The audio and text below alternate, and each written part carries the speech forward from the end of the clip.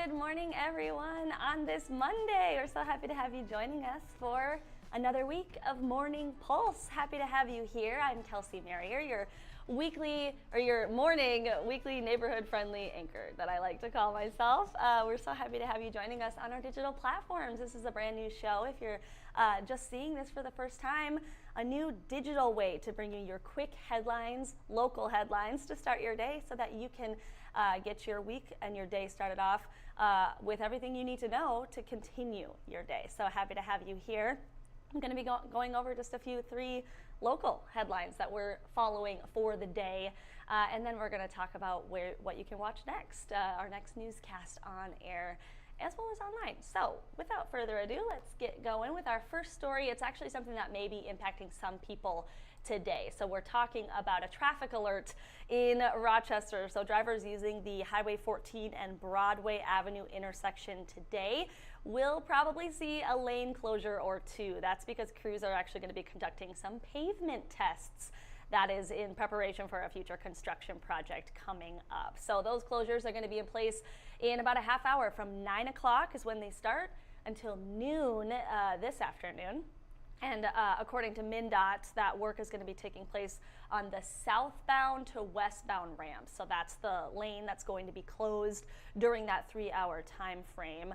Also, the westbound Highway 14 right lane will be closed. That's the lane adjacent to the ramp. So if this is a part of your commute today, you're going to want to keep that in mind as you head out the door or as you're getting lunch maybe during this time. So keep that in mind. We do have those details on our website if you want to learn more.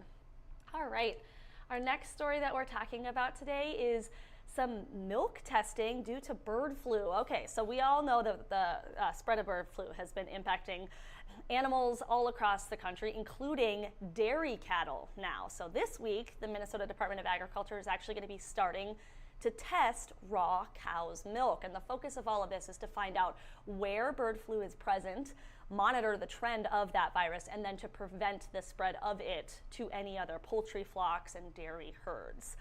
The department says there is no concern right now for the safety of the public milk supply that's sold in our stores because of the pasteurization process, which I'm sure you know what that is. Officials say the plan is to really test each dairy herd in the entire state of Minnesota once a month. That'll be happening until the department can really demonstrate that dairy farms here are free of the virus. Again, we're talking about bird flu here. So in case you were wondering, there's actually about 1,600 dairy farms across the state that are going to be tested for this in Minnesota.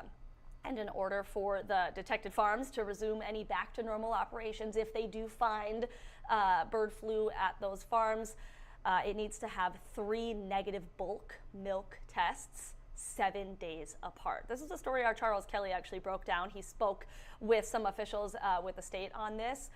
So you can read more about that and see more on this report on our website. Thanks to Charles and his report this morning.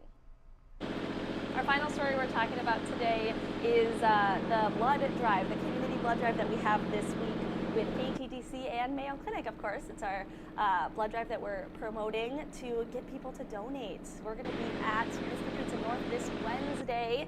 We do have a QR code and a phone number that's available for you to sign up to give the gift of life, give blood here. We do have all that information on our website.